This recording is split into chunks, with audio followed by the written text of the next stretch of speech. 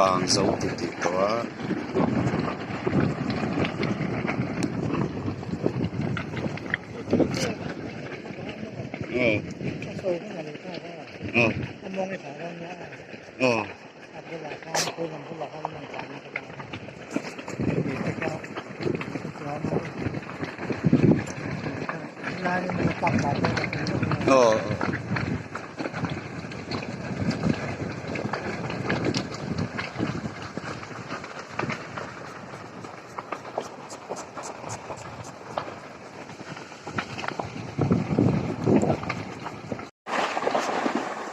nó sắc hốc mây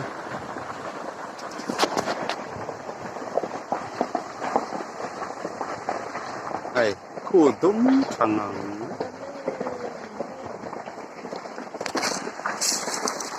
đấy chặt lắm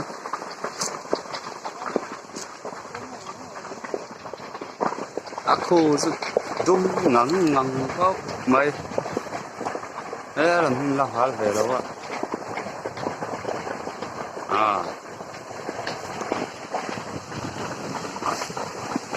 kan lâu hal khu chứ đúng ngắn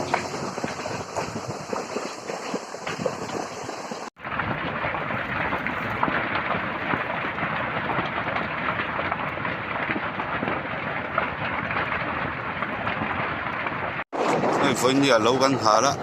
rắc khắc khóc mà